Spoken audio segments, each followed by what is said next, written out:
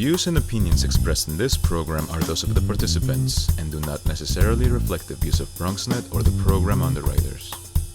It's another day, another way. It's another show. Hey, everyone, I'm the Dr. Bob Lee. Welcome to Open BXRX, and we're going to give it to you like we owe you something. In fact, coming up on today's show, here's what we're going to do. We're here from the co-founder of an app that is helping people get back to living and enjoying outdoor recreational activities.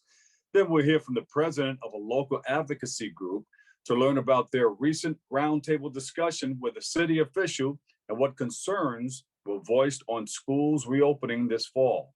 After that, we'll sit down with the representative of an organization that's putting together great events and adding flavor to our borough. And then Bobby C steps into the room, kaboom, with the latest in the world of sports. And then finally, we'll speak up and talk to a multi-award-winning journalist and an author to learn about her latest book. It's a special one. You got to check this out. So kick off the shoes and relax your feet because we are wide open right here on Open.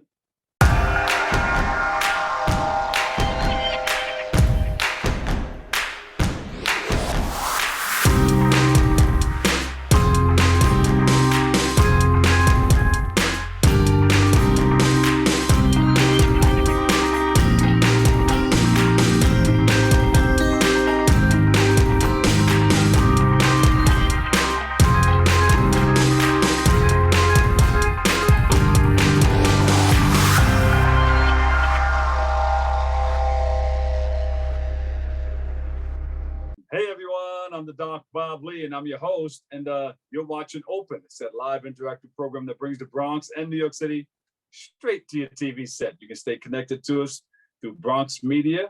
Just go to BronxNet TV, all right? Leading things off, our first guest is the CEO and co-founder of Tito App Incorporated. And he joins us to speak about how the app is being used to help people beat FOMO. We'll explain that and get people back to enjoying the great outdoor recreational activities our city has to offer. So please welcome to the show, Platon Levitski. Platon, how are you? Nice to see you again. I'm doing well. Thanks for having me again. It's a pleasure to be here. FOMO, explain. FOMO. So everyone has felt this. It's an acronym called that stands for the fear of missing out. And it's this terrible anxiety you get when you think people are doing something fun, but you're not. It often shows its ugly face on social media when you're looking at pictures and you're like, they're doing this without me. Or you hear people, your friends did something and you weren't there. And it can be a pretty crippling anxiety. And before the pandemic, 70% of young people were feeling this like almost every day. And it did not get any better since.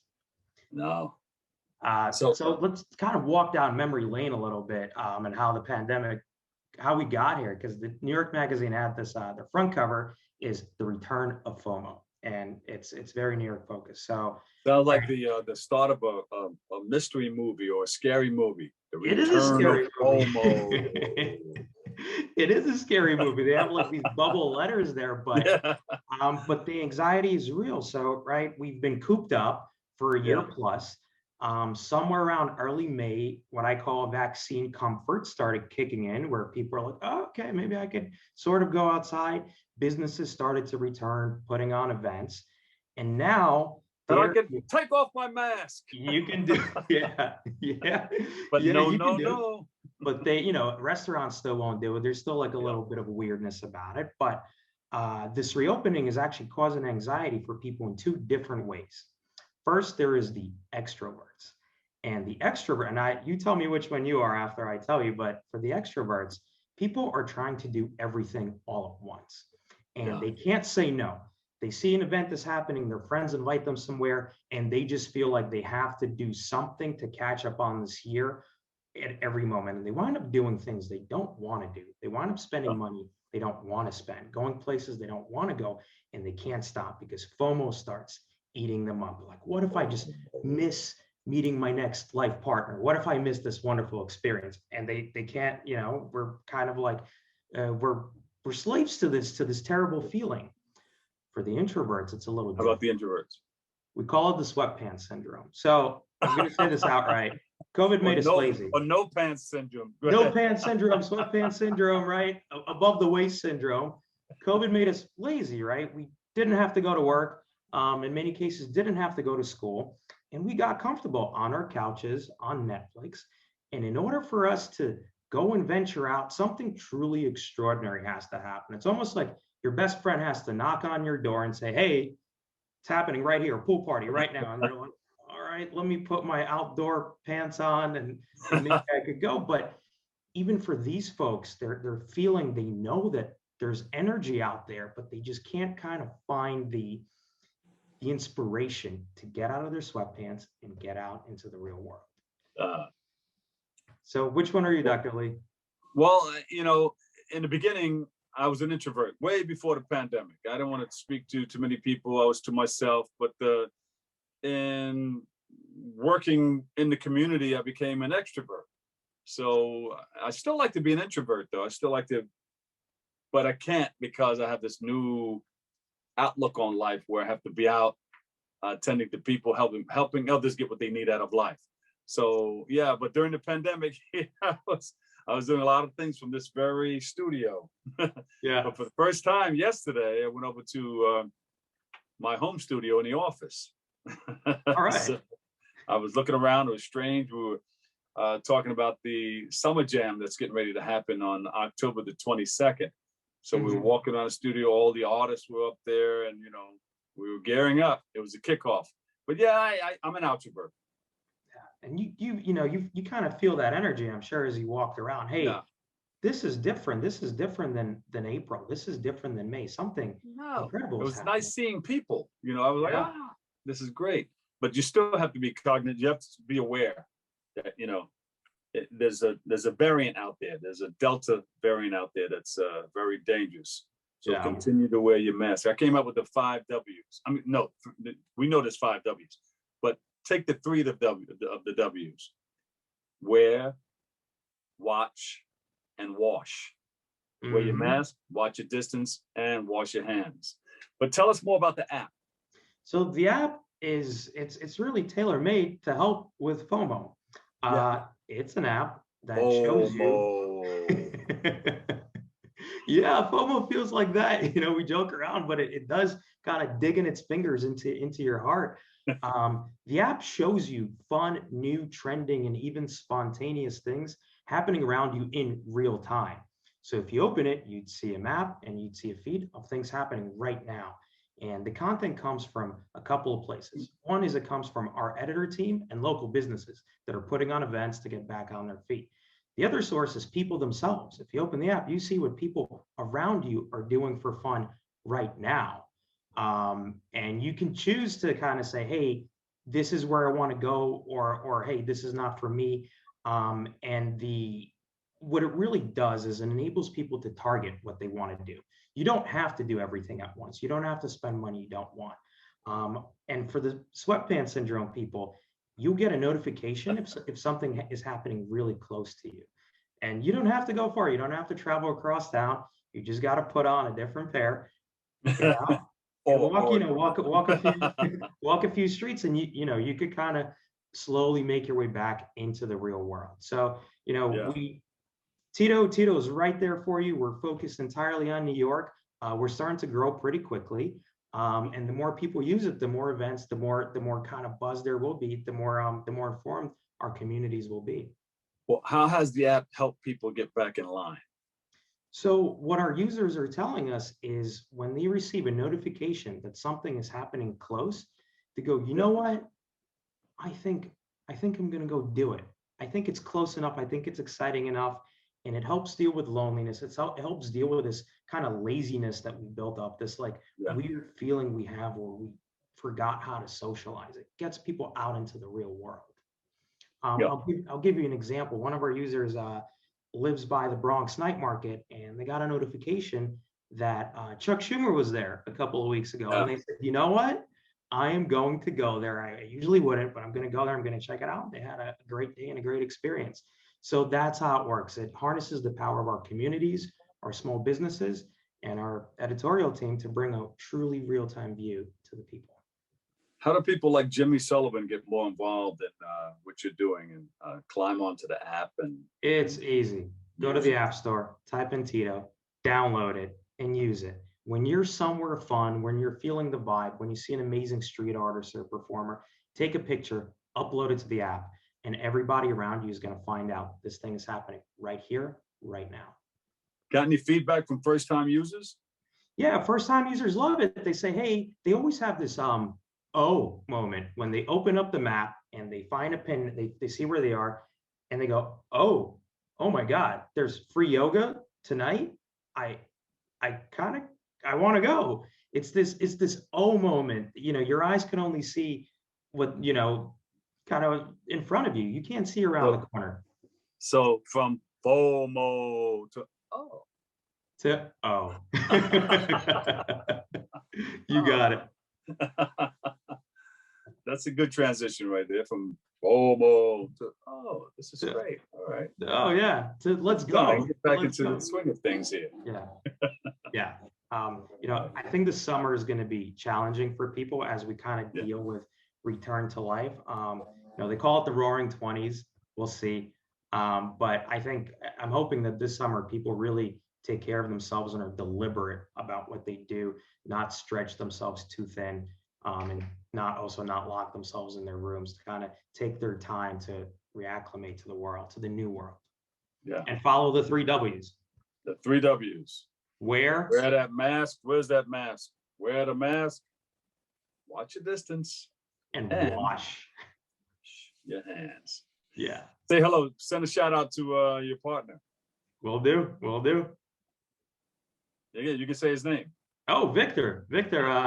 When you watch this, just want to say hello to you and hope you're enjoying the sunny, wonderful vibes of Astoria, Queens. There you go. Hey, thank you so much. One more time, where can we go to get more information on what you're doing? Go to titoapp.org or just go to the App Store, type in Tito. You can't miss us. There you go. Tito, get rid of the FOMO and get into the oh, cool. Yeah, you got it. Thank you so much. Platon Levitski. He's his co-CEO, the co-founder of Tito App Incorporated. Thank you for sharing all that information, and come back again. Thanks for having me. It was a pleasure. You got it. Kick off your shoes and relax those feet again. We'll take a break and we'll come back with some more next on Open.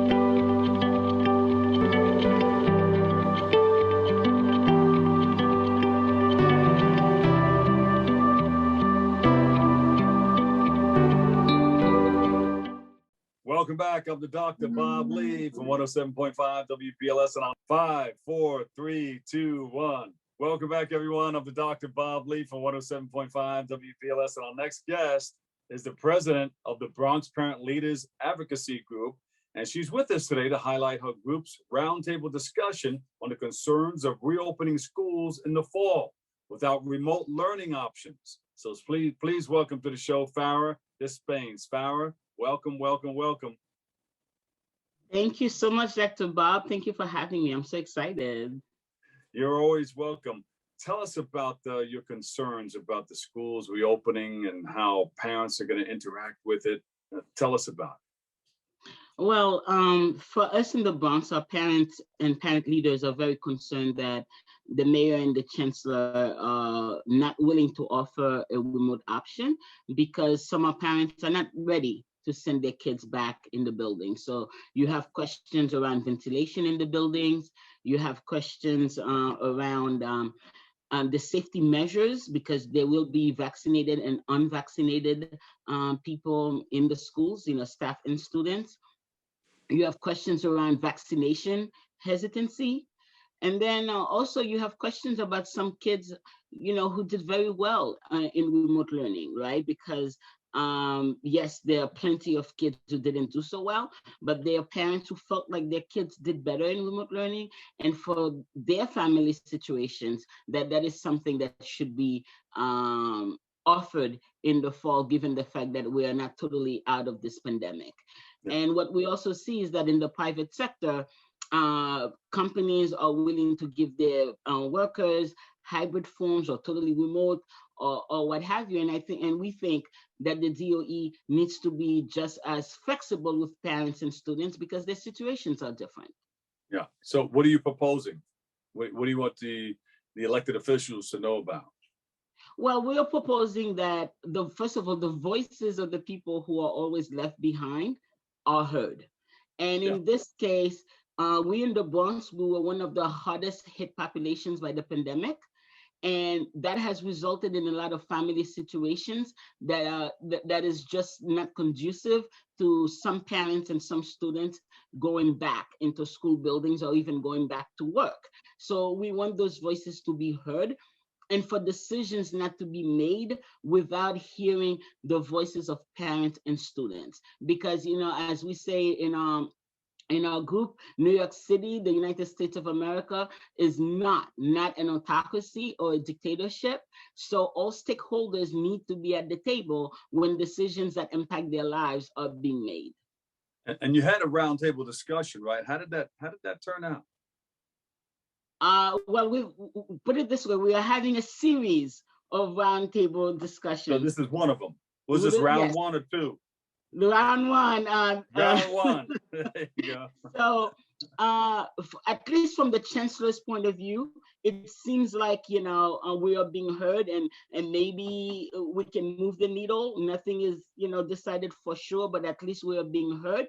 And now we are looking forward to a roundtable with the mayor because we have invited him to the table. We want him at the table because he got elected because of us. I personally did a campaign for the mayor, and now we want the mayor. We want the mayor to hear us. As in the past, he used to listen to CECs and parent leaders. I don't know what happened. Yo, Bill, what happened? Did you give him a call? Say, hey, what's the deal? Hey, what happened here? Hey, we have written, we have called, we're discussing. So we want him at this table.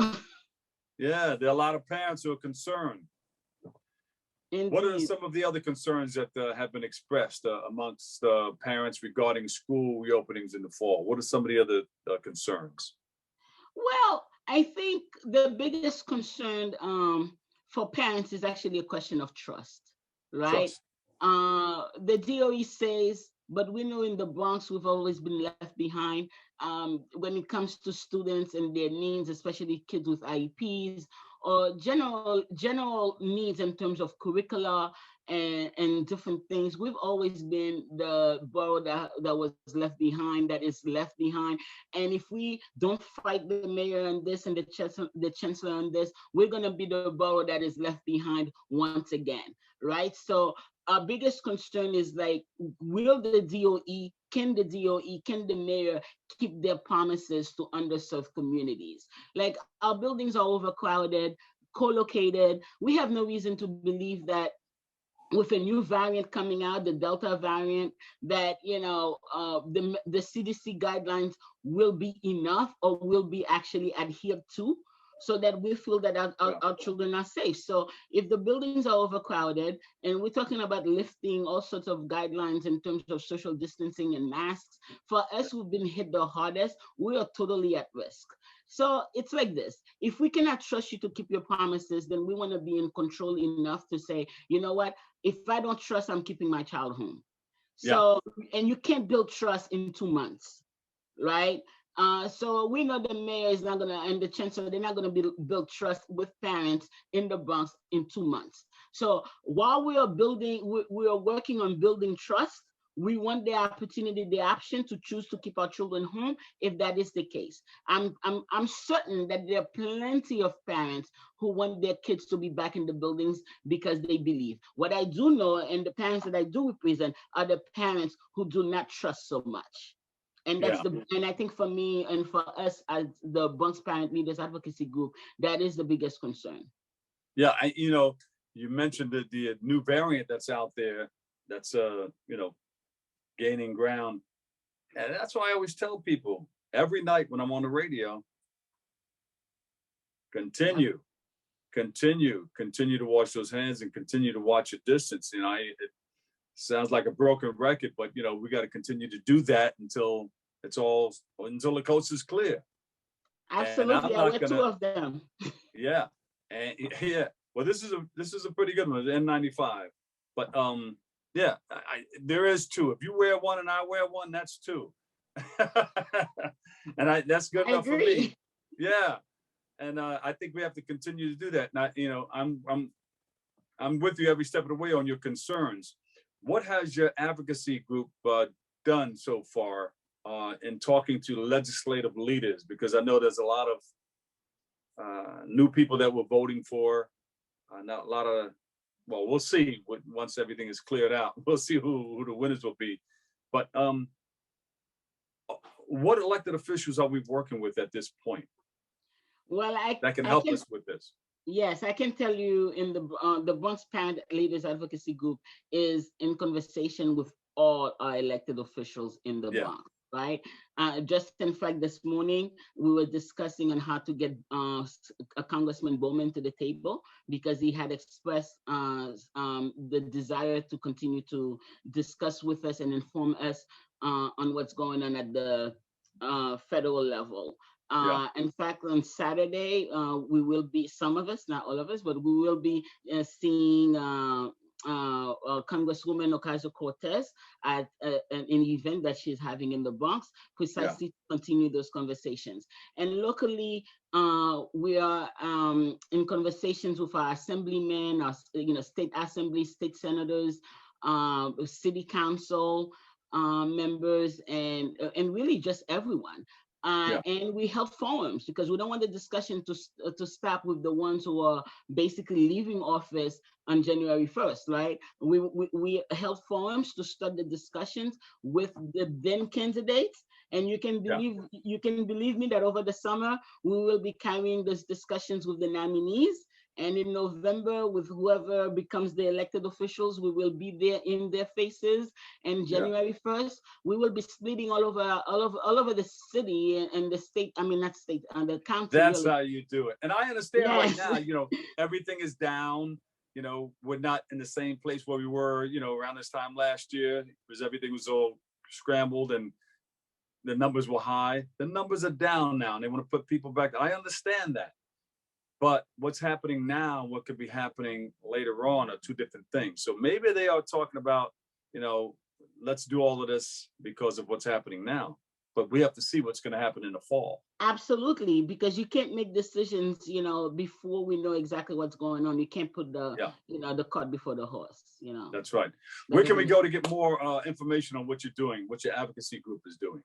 Well, we do have a Facebook page. So it's our Facebook, Earl, I guess if you want to call it that, is our name. Basically, you can just Google that. And we have a YouTube page. And you can always email us at advocate@bxparentleaders.org. There you go. The president of the Bronx Parent Leaders Advocacy Group. Thank you so much, Farah Despeignes. We appreciate you and love you. Thank you for all the work that you're doing. Thank you so much, Dr. Bobley. We appreciate and love you too. You got it. We'll take a break. We've got more coming up next right here on Open. When taking public transportation, don't touch your phone. Carry hand sanitizer and use it immediately upon leaving the bus or train. Avoid touching your face. If someone is coughing or sneezing, move away. Wash your hands with soap and water as soon as possible. Limit contact with poles. If possible, avoid rush hour. Don't eat or drink on public transportation. Keep your bag off the floor or other surfaces. Avoid directly touching turnstiles. Stay up to date with the latest from your local health department and CDC.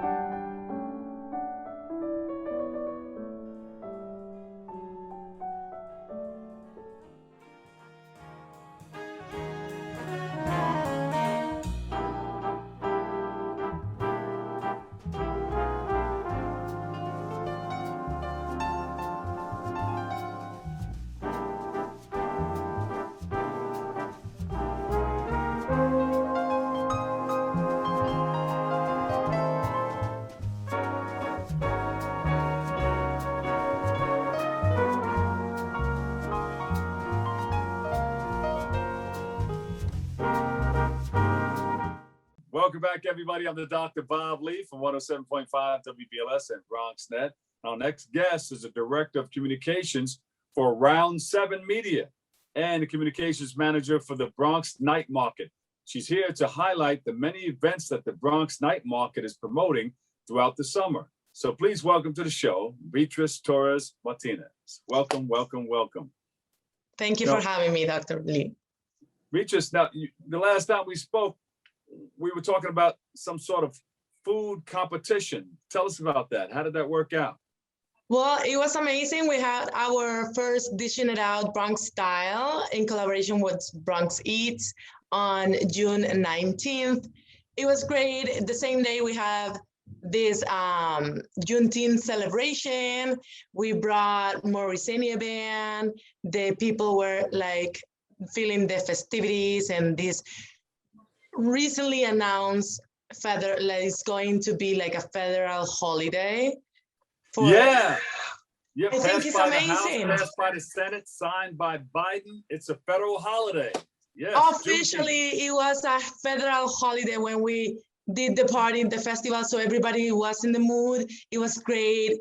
We're still like thanking and very grateful for Bronx community to support us every weekend at Forum Plaza. And yeah, like every weekend, we're still having like a lot of giveaways, new performances, new food vendors. Every weekend is a new event. So tell us about the food vendors that are there at the Bronx Night Market. I mean, it's been very successful thus far, right? Yes, and now that officially all the COVID restrictions have been lifted, so welcome back to New York. Now we have more food vendors. The plaza is filled up with merch, art and craft, new, yep. Now bring your mask. You cannot, you don't have to bring your mask. Take a breather, go like this, like an oxygen mask. Yeah, now it's all gone. We're happy that we definitely can move forward to bring in like new events to the community. And actually we launched in June 26th, we launched Forum Fleet. It's a new event coming every Sunday to starting July 11th. To Forum Plaza. So right now, thanks to the support of the community, we have decided that every Sunday and every Saturday from July 11th is gonna be a party in the plaza. Woo! Party in the plaza, party over here, party right there. Throw your hands in the air. But wait a minute. Bring it on. How is it different this year from last year? Well, you know, I think the main topic is COVID. That's the difference. Yeah. So right now, what we want is to bring again normalcy. After more than a year of restrictions in every single aspect of our lives, right now we feel like it's the time to bring it on, and especially to our community. The Bronx needs it so much, and especially because you know, Forum Fleet is dedicated mostly to micro businesses and people that they already lost their job throughout the pandemic. And they created this, you know, art and craft and Etsy pages and, you know, Shopify online, that they need these kind of opportunities to bring it on and showcase what they do. And we're here to support the community and give it the space to do business and commerce. And so from now through July, you said there's entertainment along with the food and everything that's going on? Yes, Bronx Night Market every Saturday has live performances, DJs, have new partners. We're bringing Coca-Cola, we're bringing Samuel Adams, Angry Orchard, Truly, which is our official hard seltzer, and other partners to bring every Saturday like a full-on party to Forum Plaza. Sundays, in the other hand, is more focused on merchandise and art and craft and kind of like lifestyle. And you have things according to different cultures. You have the salsa, the merengue. Oh yeah, soca, yes. calypso. We have brought Latin artists. We have brought African American for Juneteenth band, which was amazing. They did cover of Aretha Franklin, the most amazing singer in the world. And we make sure that due to the diversity of our community, we make sure that everybody can take something out of our events, because we are a global celebration of culture, community, and cuisine. And it's open from what time to what time? Well, it's open from noon to 7 p.m. and it's from July 11, Saturdays and Sundays. Please join us to Forum Plaza. And if you want more information, follow us on Instagram and on our website, bronxnightmarket.com. And please join us. All right. Now, if I come down, I love to eat, and so does Stephen and Yasmin. So if we come down, where can we, what's the best place? Which one of your favorites? Ooh, sometimes from time to time, we bring Cat's Deli from the city to visit us to the Bronx. But my favorite, I'll say, for me is Arepa Baby, which is arepas, Venezuelan arepas filled up with a lot of meat and avocado and a specialty that they do have. And also, I'll say, like, my guilty pleasure. Yeah. Fried ice cream. Fried ice cream, all right. That's my guilty pleasure. It's so delicious. You gotta come and try it. Okay, all right. That sounds good. All right, so we're open open on the weekends. Yep. From 12 noon to 7 p.m. Yes. And they can go to what website again?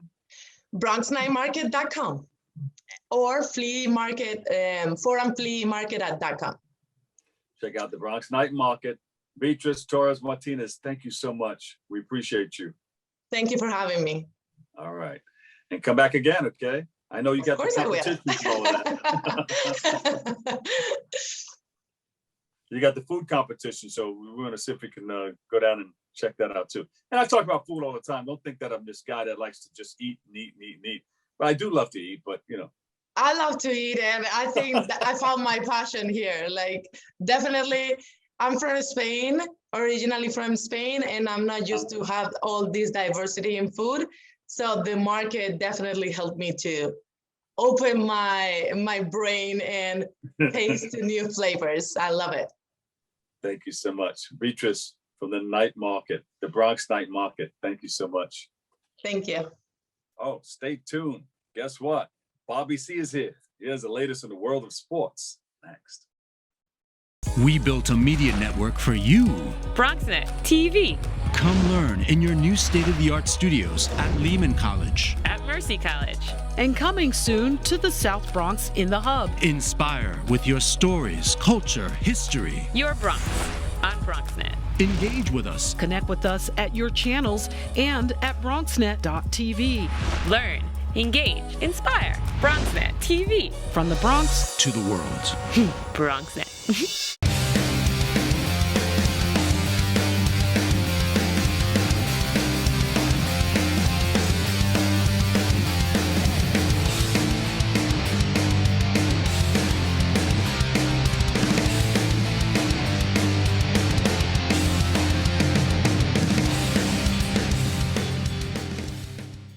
Good morning, sports fans. June is the month that we celebrate Father's Day, of course. For John Monroe, our guest this morning, his dad, Bert, will forever be known as the world's fastest Indian. And John is with us to share some memories of one of the most famous motorcycle racers of all time. Good morning, John. How are you? Good morning, Bobby. I'm pretty good. When I decided to reach out to you to see about having you here on the show, you know, part of it also was to tell your story, but then, of course, to reminisce and tell a little bit about your father's story. I mean, to me, when we celebrate Father's Day here in the month of June, there are so many people that have grown up with sports and basically kind of being passed those traditions from their dad. I was wondering what it was like to have such a famous father, someone that people still, of course, talk about to this day. Of course, during my younger years, Dad was just a dad. he did what dads do, look after the family and indulge in playing with his toys and that sort of thing. So what he did to myself and my sisters as children was not remarkable. People have asked me, what was it like having a famous dad? But, he was just a dad. Well, I think his story, I mean, you make the point about, coming to life in books and, of course, in the film that came out in 2005 with Anthony Hopkins. But I think for me, I had known your dad's story. I actually had not seen the film, but one film that I did see was the documentary that came out in 1971, Offerings to the God of Speed. That was the first time I had really learned about your dad's legacy. And I think the film itself also kind of brings it together even more so, because they kind of condense some of those events into something more for the feature film. Yes, that's right. After the documentary was made by Roger Donaldson, I met with him and Dad in Auckland, New Zealand, in 1972. And Roger said, this documentary was quite successful. And I can still remember Roger saying to Dad, I wanted to do a feature film about you. The documentary wasn't good enough. And Dad said, what's a feature film? And Roger said, well, hour and a half, 2 hours. And Dad said, oh, you're crazy, suit yourself. But Roger, over the years, persisted in getting towards doing a feature film. And he wrote some scripts and produced to some of the major companies in the film industry, and their response was, it was a great script, but they wanted a lot more sex and a lot more violence in the script, and Roger, to his credit, refused to do that. So in the late 90s, early 2000, it'd be the late 90s, Roger spoke with me, and he was getting on with writing or rewriting the script and trying to raise money and that sort of thing. So I spent a lot of time with him, and my sisters did, and others in the New Zealand motorcycle fraternity and in the US. Spent a lot of time with Roger refining things. And in due course, the film was made in 2004, and I was on the Salt in Bonneville while it was being made, and spent quite a bit of time with Sir Anthony Hopkins. And I was going to ask you about him, John, because, I mean, of course, he's one of the greatest actors of all time. What was it like to work with Anthony Hopkins, and did he really capture your father's, not only his legacy, but just pretty much his mannerisms and everything about him? Oh, yes, he did. He played the part really well, and to his credit and to Roger's credit, they both took a lot of notice of what the family provided, and there was nothing in the film that went against family's wishes. And when I first met Sir Anthony, Roger introduced me and as Bert's son, and he said, just call me Tony, and I put my arm around him and said, hello, Dad. We got on pretty well thereafter. Yes. And later on, when the New Zealand section of the film was being made, we spent more time with him. And yes, he said to me at the time, I said to him at the time, what's it like in the film industry? How many films have you made? And he said, well, this is my 105th. And I've never enjoyed making a film so much. And I said, why is that? And his response was, well, I get to play a real person and I can react. I'm not just playing a part out of someone's imagination, you know, and that sort of thing. So, yeah, it was a great time making the film. And the years afterwards have given me the opportunity of furthering Dad's legacy around the world. When I, knew so much about your dad, but of course, when I got a chance to see the film, inspired even more. And I had reached out to a man named Mike Walsh of B&W Manufacturing, a jeweler in New Zealand, where you live. And he produces this beautiful ring, which I know is with your consent of the family, a tribute to your dad, the Burt Monroe ring. And I thought it was pretty cool to talk about it because there's only 184 of this ring made. I know that you have the very first one. I have number 68. Of course, I asked for number 68 because that was your dad's age when he set that incredible record. I think it's impressive that he was able to follow his dreams and didn't let something like age get in the way of that. Yeah, that's, you'll notice the inscriptions around the edges of the ring too, which is quite significant. And the 184 representing the speed, of course. And yes, you're quite right. I do have number one. Well, I mean, one of your dad's most famous quotes, if you don't follow through on your dreams, you might as well be a vegetable. I mean, that's something that should ring true to everyone, whether or not they are into motorcycles and pretty much in anything when it comes to life. I mean, it's such an inspirational story. I know, like I said, I wanted to, quickly touch on your life and your career and what you've been doing basically to try to keep his legacy going in addition to, your day-to-day activities there in New Zealand. I've never believed doing things by the book because what's in the book is what someone else has done. And that didn't suit me very well because as an employee, I was never very good at doing what I was told. So I set out to do things myself. And that's some genes that I obviously have inherited from Dad's side of the family because not only Dad was a developer and an inventor, but two of his uncles who invented things some of which are still in use today and still manufactured today. So that a mechanical gene, I don't know whether there is such a thing, but it seems to work. Well, John, there's no doubt that the spirit of Monroe lives on, thanks to you, and I really appreciate you taking the time with us this morning. It's so great to reminisce and talk about your dad. Just like I said, a remarkable and an incredible story.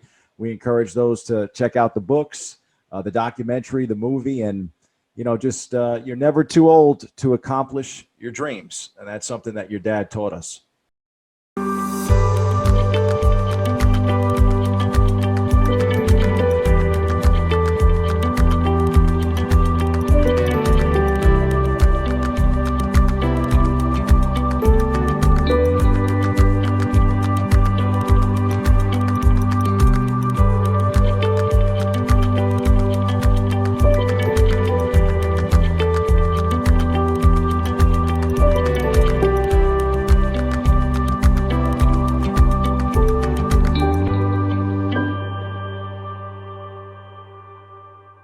Welcome back, everybody. I'm Dr. Bob Lee for 107.5 WBLS and, of course, Bronx Net. It's the show with the flow. You see, our last guest is a multi-award-winning journalist, a gossip columnist, radio personality, and author. And she joins us today to speak about her most recent book, Last Call for Deadly Diva. Oh, watch out. Please welcome to the show, Flo. Hey, Dr. Bob. Thank you so much. I'm so excited to be here. It's been a long time. I know. How have you been? I've been great. I'm just grateful to be alive and to have having made it through this pandemic and just to be able to keep thriving and, and working and enjoying life. We're very blessed to still be here. So how did you do during the pandemic? A lot of people that I've spoken to, they've written books, they've They've recorded in their personal studios. They've done a lot of different things. Well, I've been working from home since around 1995, I would say. So it didn't make too much of a difference for me. It wasn't like I felt trapped in or anything, because I've always been trapped in all day. But as far as the frightening and the being scared and not knowing if I or who was going to live or die, I mean, we went through April 2020 with over 800 people a day dying, and it was a lot. It was nothing to take lightly, and it still isn't. Tell us a little bit about Flo for the people who don't know. I don't know what to say. I've been a journalist for a very long time. I started out writing for the Black American newspaper, and then I got a job at the New York Post. I was the first Black woman in the sports department as the agate clerk, and I went from there over to the entertainment department, where I was the first Black person. And then, of course, I was the first Black person at the renowned Page Six. And then I just went from there. I started doing TV, the Joan Rivers Show, Geraldo, Sally Jesse Raphael, just a lot. Then I got the job doing the gossip over there with Mike Love at WBLS. And it just evolved. I'm still doing radio. In fact, I have a show, daily syndicated feature called Gossip on the Go with Flo, and it's syndicated by Super Radio AURN. Yeah, no, I remember, we've done a lot of things together. In fact, while out in the community, I remember you coming out with me into the community, and we ran into a number of people, good and bad. I think a funny story. It wasn't a funny story, but there was a young man who was stalking Janet Jackson, and so I'm very close to the Jackson family. So he started sending me letters over at WBLS, and then he was sending Janet these letters. In fact, he got all the way to the gate of Havenhurst. And so he came up to me. For some reason, we were doing something in Central Park, and I didn't feel like getting out of the van until it was time or something. And he came right up to the window and said, "Hi, I'm the one sending the letters." So I just started yelling, "Police, police." And you turned around and started running back toward the van. Because you guys, I don't know if you know, Dr. Bob in this van is like legendary. He was just all over South. They was Bob was out there in that van. He's at the schools every morning and everything. It really used to be something else. Then another time we opened up the Ashley Stewart store together. Yeah, up in Harlem. I think we did that for about 3 days. And also, and I'm missing this guy's last name. He's so famous and somebody I really like, David. He wrote the book Baggage Claims that turned into a film. And of course, he did plays. So we were in the play. He told us what to say, and we went out there. But then something happened. The play was delayed. So then Irene Gandy said we had to go on stage and entertain the audience.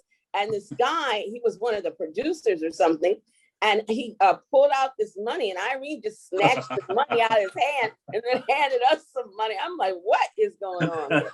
So we've had a lot of fun, and because there used to be a lot of back then. WBLS had a lot of events, and so we were always out at the events and everything. And you were always the DJ. And so now you have this new book, Last Call for a Deadly Diva. Whoa! Yeah. It's my fourth novel, actually, and the fourth novel about Valerie Rollins. She's the world's most famous Black gossip columnist. Her partner, he's an NFL Hall of Famer turned private investigator, Rome Nyland, and her stepson, Vance Dumas. He's a Black jockey who also has now a all Black polo club. Yeah. And then her boyfriend, his name is Roy L. Jones, who they thought was dead for many years. In between it all, she married this Victor Dumas, who was a Black.com billionaire. But anyway, this horrible person who is Royale's cousin. His name is Valerian Sincere Davis, and he's always trying to kill them and get money he feels is rightfully his because he was Victor's half brother. So this book, it's my fourth one, but I think this is really the best one. Yeah. And also, Wahida Clark is my publisher. So this book comes out July the 20th, but she's also re-released One Last Deadly Play, which is a prequel to this book, with a brand new cover. And whoever, she's got some very talented people working over there. Whoever did the synopsis for the back of the book, for this one, they turned it out. I was just, oh my God, they took my words and made some sense of it. Yeah.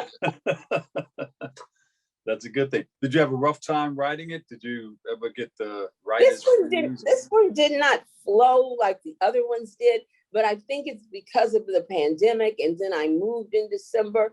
And so I was 2 months late, and I've never been late before. But in the end, it just really did begin to flow, because what people don't realize about fiction, someone called me and said, you need to teach a course on how to write a book. I said, you can't teach how to write a book. You either have a God-given talent or you don't have God-given talent. And you have a subject matter, and you let your imagination flow. No pun intended. It just has to flow. Just has to flow. and sometimes that pause in there is a part of the flow. Yes, it is. So, but I made it. I was listening to Stephen King talk on TV last week, and he was saying that when you finish a book, you have to let it marinate for a moment. But some of us don't have that luxury. We got to turn the book in. But he says you should never say your book is good. And I'm not going to be like that. I said, it's fine with him. He's a billionaire, famous, writer there. But when you think something is good, or it's good, you have to go on and say, this is really good.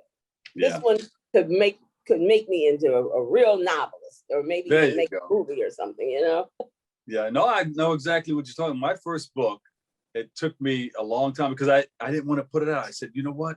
I don't want to put anything out bad on my name. So let me just do it over and over and over. Sometimes I went down south and rewrote the whole thing over. I wrote it over about 3 or 4 times. And then I put it out, 7 ways to make the grade. Wow. Yeah, Carl Weber says he does that too. Before he writes a book, he takes a drive down south. Yeah, yeah, you got to get by yourself. You got to get away from everybody and everything. Yeah. Well, I wrote mine still working 3 jobs and handling business and everything. So, I just got it all done, Well, sometimes it works out that way too, Yeah, but I've always done it that way. I always was still working. I never went anywhere. So you got the book out. Do you have anything else that you're working on that's coming up, or you're just gonna let this marinate? No, well, I've got the book coming out, and then every day I have the radio feature, and then I just got a new job with Dan's Papers with Schneps Media. I write the South of the Highway column, and so that is all based in the Hamptons. So since Schneps Media also owns Caribbean Life, I put my Go with the Flow column that's in different Black papers around the country. They asked me to put that in there. So I'm also doing that. And then, as I said, I work with my husband, with Michael Spinks. I handle all his appearances.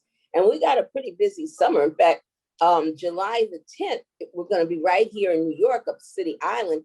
Iran Barkley is having a chance event. I think it's $85 just to kind of get things back. It's his foundation and to get things going again. Let me know. I'm a former boxer. I'm into it. Are they going to be signing gloves and everything? I'll send you the email of it. Yeah, they're going to be doing everything. Signing gloves, signing pictures, signing whatever, eating. It's at a Marina Yacht Club on City Island. I just want to go to the yacht club. Yeah, that's it. All right. Where can we go, Flo, to find more about what you're doing in our community? Well, I have an online magazine. It's called blacknoir.nyc.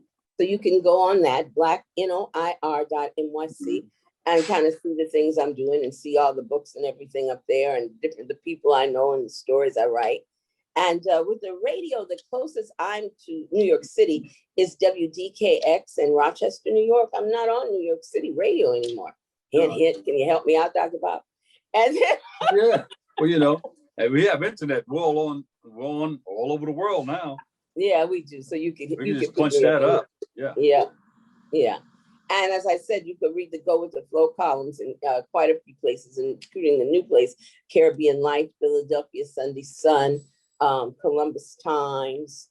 So I'm, moving around out here. Staying busy, staying in the flow. Yeah, that's very important. I'm trying to be just like you when I grow up, Dr. Bob. Is there a website or anything? Yeah, it's called blacknoir.nyc. Say it again. Black Noir, and that's NOIR.NYC. I know it means black, but I like to keep things black. So that's all right. That's it's all right. It's a black thing. Black Lives Matter. Thing. There you go. There she is, multi-award-winning journalist, gospel. Yeah, God, I'll say, might as well add the gospel in there too. Gossip columnist, radio personality, and author. She's got it all going out there. She's got the flow. Flo, thank you so much for being a part of this. Well, thanks for having me, and I hope to see you real soon. Yes, real soon. You ride in the vehicle with me? I'll get in the van again, as long as there's no stalkers coming up from my window. We'll hook it up. Don't you worry about it. Flo Anthony, we love you. Thank you. Bye-bye. Thank you so much. All right. That's about all for today's show. Thank you so much for tuning in and checking it all out. And always remember this: what you are is God's gift to you, and what you make of yourself is your gift to God. So choose your choice and let your choice control the chooser. Of the Dr. Bob Lee. I'll catch you another day, another way. For all of us here at BronxNet, have a great and enjoyable day. And I'll see you over 107.5 WVLS. Love you all. Peace.